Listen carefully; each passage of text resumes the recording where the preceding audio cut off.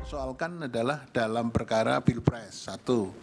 Yang kedua, mereaksi permohonan, dalil-dalil permohonan. Ditambah juga permintaannya Prof. Eni dan Prof. Saldi. Itu enggak? Teman-teman yang dihadirkan sini. Kalau cuma data-data begini kan kita memang kan. Jadi malah pusing enggak fokus ke arah apa yang dipersengketakan. Gimana Pak Ketua? Izin yang mulia. Yang kami sampaikan adalah mengenai tadi pertanyaan dari Prof. Eni mengenai siaran pers Bawaslu yang kemudian juga menjadi dalil salah satu dari para pemohon. Ini kami sampaikan bagaimana si Waslu itu bekerja, dan kemudian yang kedua adalah bagaimana proses dari provinsi itu masuk datanya ke pusat. Ini yang kami gambarkan pada dua saksi ini yang mulia. Nanti yang selanjutnya adalah saksi ketiga, keempat, dan selanjutnya mengenai kasus-kasus yang dibahas, yang didalilkan oleh para pemohon yang mulia. Kasus-kasus misalnya di DKI Jakarta, masalah abdesi, masalah itu akan kami sampaikan pada... Bisa ya nanti disampaikan saksinya ya. Pak Ari Dirmanto ya. Untuk Kalimantan Timur apa yang... Saudara sempat mengikuti apa yang dibocorkan oleh para pemohon ini tidak? Iya, yang mulia. Di mana yang ada keterkaitan dengan apa yang dibocorkan oleh para pemohon ini? Nah, terkait dengan apa? Pertama kami perlu jelaskan di Kalimantan Timur tidak ada laporan ya, laporan dari pemohon pasangan nomor urut 1 ataupun 3 ya, terkait dugaan pelanggaran di pemilu di Kalimantan Timur. Tapi kenapa Bapak dirandomkan untuk memberikan keterangan? Nah, ini terkait dengan dalil siaran pers yang muncul di salah satu pemohon.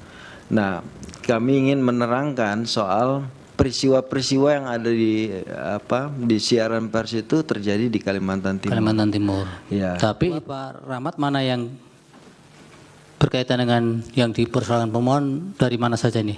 Supaya kita utamakan. DKI. Yang DKI, yang mulia, Banten, kemudian Jawa Tengah yang mulia. Dan Jogja masalah TPS janggal. Baik, kalau begitu dari Jawa Tengah dulu, kebetulan berurutan. Pak Nurholik, silakan. Baik, terima kasih Yang Mulia. Assalamualaikum warahmatullahi wabarakatuh. Waalaikumsalam. Yang kami hormati Yang Mulia Mahkamah Konstitusi, para pemohon, termohon, pihak terkait, sesuai dengan penugasan pimpinan Bawaslu RI, kami dalam kesempatan ini ingin menyampaikan beberapa hal peristiwa penanganan pelanggaran yang kemudian ada relevansinya dengan dalil-dalil yang disampaikan para pemohon, khususnya yang lokusnya di wilayah Provinsi Jawa Tengah. Yang mulia, yang kami hormati, yang pertama perlu kami sampaikan bahwa Bawaslu Provinsi Jawa Tengah telah mendapatkan laporan dugaan pelanggaran administratif pemilu yang disampaikan oleh Saudara Listiani WSH pada 6 Februari. Terlapornya adalah KPU Provinsi Jawa Tengah yang pada pokoknya menyampaikan bahwa adanya dugaan 502.564 DPT yang dianggap bermasalah. Laporan ini kami register dengan nomor register 001 LP_ADM_PP _BBWSL_Prof _14.00_2 Romawi 2024 tanggal 6 Maret. Dalam proses pemeriksaan persidangan, pada akhirnya laporan ini oleh Bawaslu Provinsi Jawa Tengah kemudian diputuskan terlapor dinyatakan tidak terbukti secara sah dan meyakinkan melakukan perbuatan melanggar tata cara, prosedur atau mekanisme sebagaimana yang didalilkan oleh pelapor berkaitan dengan DPT yang invalid. Terhadap putusan ini, Yang Mulia, pelapor mengajukan koreksi ke Bawaslu Republik Indonesia dan Bawaslu Republik Indonesia mengeluarkan putusan yang pada pokoknya menguatkan putusan Bawaslu Provinsi Jawa Tengah.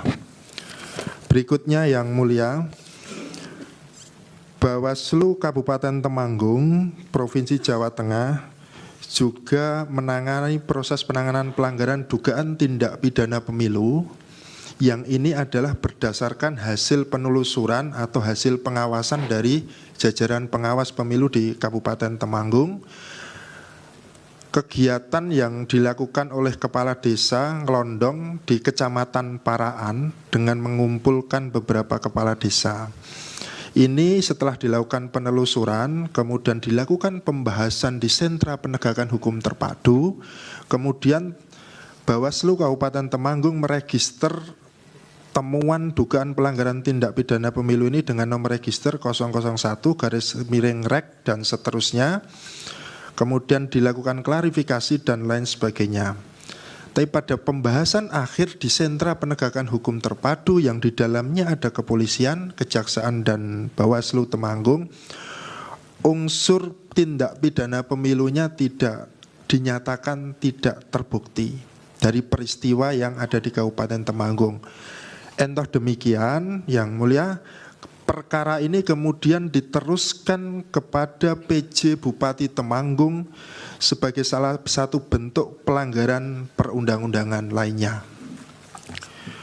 Berikutnya Yang Mulia, yang berkaitan juga dengan peristiwa yang terjadi di wilayah Provinsi Jawa Tengah, Bawaslu Kabupaten Tegal juga melakukan registrasi terhadap hasil temuan pengawasan penanganan dugaan pelanggaran pidana pemilu yang posisinya atau terjadi di sebentar ya Mulia.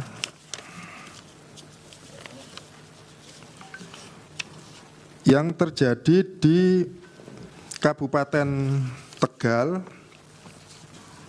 dan sudah diregister dengan tepatnya di TPS 01 Desa Lemah Dhuwur, Kecamatan Adiwarna, Kabupaten Tegal. Ini peristiwanya adalah pelanggaran terhadap pasal 531 Undang-Undang 7 tahun 2017, junto pasal 55 ayat 1 KUHP. Saat ini sudah ditetapkan 3 orang tersangka dan posisinya saat ini sedang tahap penyidikan di kepolisian. Artinya pada pembahasan akhir sentra Gakumdu, temuan hasil pengawasan yang berujung pada tindak pidana pemilu ini sudah disepakati untuk naik ke penyidikan dan saat ini prosesnya masih ada di kepolisian. Perbuatan apa ini? Ini peristiwanya adalah salah satu tersangka pada saat hari H pencoblosan menyampaikan bahwa surat suaranya sudah tercoblos. Kemudian 2 tersangka lainnya memicu kegaduhan, satu diantaranya memvideokan, kemudian memviralkan di media sosial. Padahal setelah dia merasa tercoblos itu juga sudah diganti dengan surat suara yang baru. Tapi masih diproses ya? Iya Yang Mulia. Di mana lagi? Baik, berikutnya Yang Mulia, ada beberapa laporan dugaan pelanggaran, setidaknya ada 4 laporan dugaan pelanggaran dengan terlapornya adalah KPU Provinsi Jawa Tengah sebagian besar. Pelapornya sama dengan yang laporan pada soal DPT Listiani, yang terhadap laporan tersebut ada laporan dugaan pelanggaran pidana, kemudian penggelembungan suara dan lain sebagainya. Kami dari Bawaslu Jawa Tengah melakukan kajian terhadap 4 laporan dugaan pelanggaran tersebut. Dari hasil kajian awal ada beberapa syarat formil maupun material yang belum terpenuhi. Kemudian kami sampaikan pemberitahuan kepada pelapor untuk melengkapi sebagaimana diatur dalam Perbawaslu 7 tahun 2022, diberikan waktu 2 hari dan sampai batas akhir pemenuhan syarat, pelapor tidak memenuhi syarat sehingga laporan terhadap hal-hal yang demikian itu tidak diregister. Yang Mulia, selain itu kami juga melakukan beberapa penelusuran dari video dan beberapa temuan hasil pengawasan, meskipun yang kemudian tidak cukup terpenuhinya unsur-unsur pelanggaran sebagaimana dimaksud. Yang terakhir misalnya sebagaimana kami sampaikan dan mungkin didalilkan juga oleh pemohon, kami melakukan penelusuran terhadap dugaan pelanggaran pidana PJ Gubernur Jawa Tengah, tapi hasil proses penelusuran terhadap bukti dan informasi yang kami dapatkan, unsur-unsur tindak pidana pemilunya tidak cukup bukti sehingga tidak diregister menjadi perkara dugaan tindak pidana pemilu. Sebentar, yang ada mobilisasi kepala desa oleh Polres ya, ada tidak laporan seperti itu? Laporan tidak ada yang mulia. Laporan secara khusus yang masuk di Bawaslu tidak ada mobilisasi kepala desa oleh Polres. Tidak ada? Tidak ada yang di mulia. seluruh Jawa Tengah itu? Tidak ada yang mulia. Yang di Kendal mengenai kepala desa juga? Yang di mana yang mulia? Kendal. Kendal. Oh, yang di Kendal itu yang secara khusus soal kepala desa, laporan secara khusus tidak ada, temuan juga tidak ada, hanya ada laporan hasil pengawasan terhadap kegiatan kampanye yang dihadiri Menteri Perdagangan yang mulia. Tidak ada ya? Tidak ada yang mulia. Kalau yang laporan-laporan mengenai bansos ada tidak? Tidak ada yang mulia. Di Jawa Tengah? Ya. Apalagi yang mau disampaikan? Sementara itu dulu yang mulia. Baik. Dari Provinsi DKI, Pak Sahroji. Siap yang mulia, Sahroji dari Bawaslu Provinsi DKI Jakarta, anggota Divisi Hukum dan Diklat. Terima kasih waktunya yang sama-sama kita hormati Ketua dan anggota Majelis Pemeriksa Mahkamah Konstitusi yang kami muliakan, kemudian pemohon dan termohon, pihak terkait, dan pimpinan kami dari Bawaslu Republik Indonesia.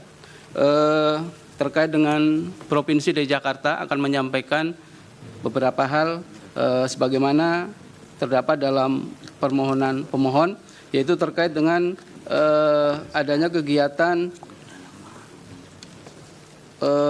deklarasi desa bersatu, atau di situ ada Silatnas, kemudian terkait dengan kejadian di Car Free Day Jalan MH Tamrin, kemudian terkait dengan kegiatan yang ada di Pondok Pesantren Luhur As-Saqofah.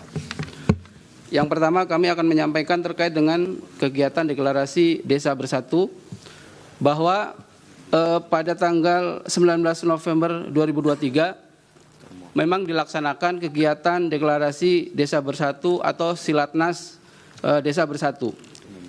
Bahwa kemudian kami pada tanggal 22 November mendapatkan surat perintah dari Bawaslu RI nomor 898 tahun 2023 untuk melakukan penelusuran terhadap kegiatan silaturahmi nasional atau deklarasi bersatu.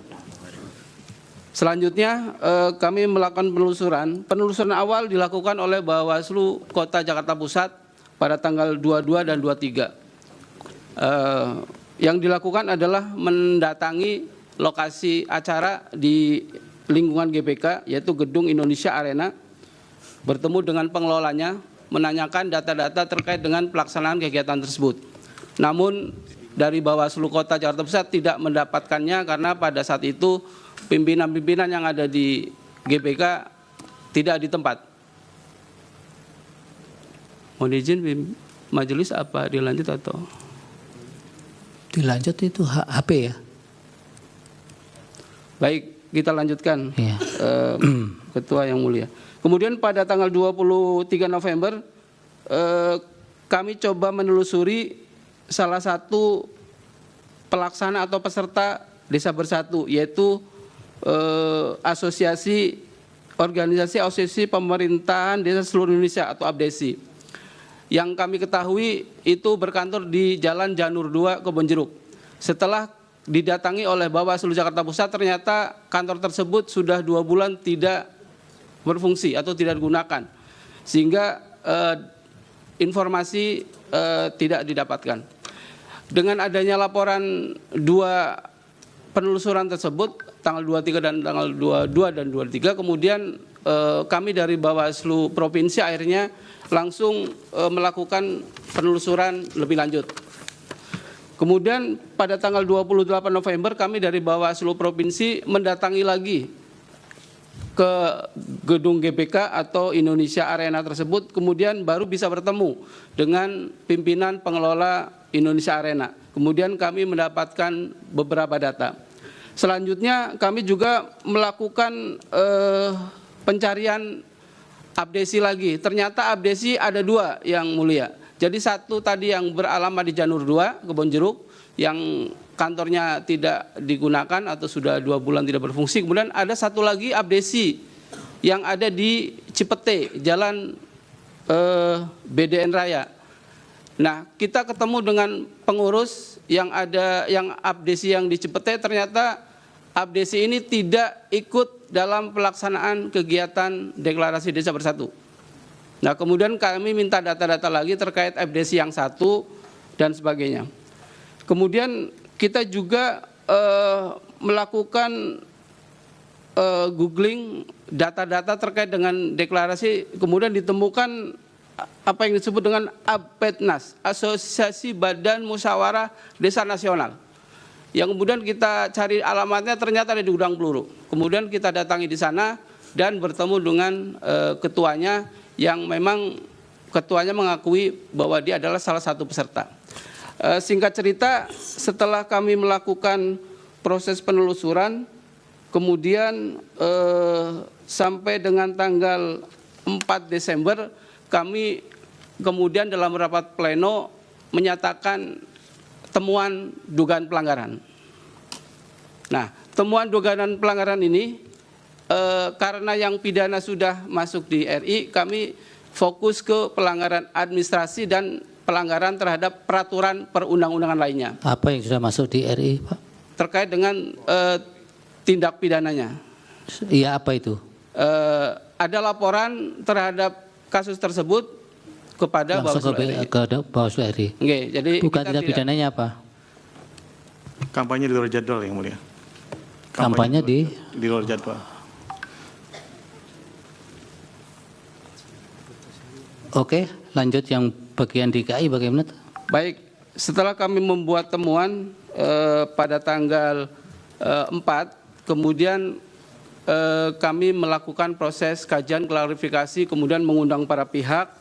Nah, kemudian barulah diketahui bahwa pelaksanaan deklarasi di Desa Bersatu itu dilakukan oleh 8 organisasi.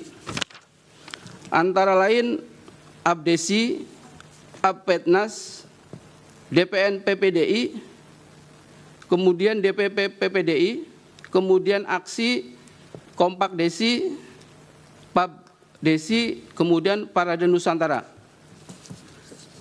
Nah, dari keterangan pihak-pihak yang kami minta keterangan, ternyata memang menyebutkan beberapa yang terlibat adalah kepala desa aktif, perangkat desa aktif, dan kepala desa yang sudah tidak aktif atau pensiun, dan perangkat desa yang tidak aktif. Jadi bercampur. Nah, kemudian kita coba mencari kepala desa yang aktif dan perangkat desa yang aktif, gitu ya. Kemudian ditemukanlah 2 nama. Yang pertama Bapak Widi Hartono, beliau Ketua DPN PPDI, Persatuan Perangkat Desa Indonesia. Nah, ini tercatat sebagai perangkat desa aktif. Beliau bertugas di Kepala Dusun Desa Guntur di Jawa Tengah, Boyolali, Jawa Tengah. Nah, kemudian yang satu lagi Bapak Irawadi. Pak Irawadi ini Ketua Asosiasi Desa seluruh Indonesia. Ini terindikasi awal sebagai kepala desa aktif di sekitar Tangerang, lokasi Tangerang. Namun disinyalir informasinya beliau juga mendaftar sebagai calon anggota DPD. Nah, kemudian kami melakukan klarifikasi dan sebagainya, sehingga hasil akhir kami adalah bahwa kegiatan deklarasi Desa Bersatu kami putuskan melanggar ketentuan peraturan perundang-undangan lainnya. Jadi pelanggaran terhadap peraturan perundang-undangan lainnya, yaitu terkait dengan Undang-Undang nomor 6 tahun 2014 tentang desa pada melanggar pasal 29 dan pasal 51. Terhadap pelanggaran pemilu, kita tidak menemukan pelanggaran tersebut. Siapa Itu yang terkait dikenakan sanksi siapa? Ini karena memang yang terbukti Widi Hartono sebagai perangkat desa aktif, kemudian Irawadi yang dia kepala desa kemudian mencalonkan DPD, dan yang lain tidak diketahui namanya karena memang susah mendapatkan datanya, sehingga kami akhir dari kajian kami adalah menyampaikan rekomendasi kepada Kementerian Dalam Negeri untuk dilakukan pembinaan terhadap atau untuk dilakukan penanganan pelanggaran sesuai dengan ketentuan Undang-Undang nomor 6 tahun 2014. Kedua orang ini? Kedua orang dan kepala desa yang artinya pembinaan itu keseluruhan. Dan kepada asosiasi-asosiasi yang memang terlibat dalam kegiatan tersebut. Diberi pembinaan atau diberi sanksi? Kita rekomendasinya dilakukan penanganan pelanggaran sesuai dengan ketentuan. Apa itu konkretnya? Ya nanti selanjutnya kan kita serahkan kepada Kementerian Dalam Negeri. Ada saudara kemudian monitor? Kami sudah monitor komunikasi, namun memang belum mendapat jawaban. Nah sampai sekarang kita juga masih monitor terkait dengan tindak lanjut rekomendasi kami tersebut. Oke, kemudian apa lagi untuk DKI? Kemudian yang kedua terkait dengan kegiatan Car Free Day di Jalan Tamrin. Bahwa kegiatan Car Free Day itu memang terjadi dilakukan pada tanggal 3 Desember 2023. Di mana dalam Car Free Day tersebut sesuai dengan informasi media dan juga data penelusuran yang kami lakukan,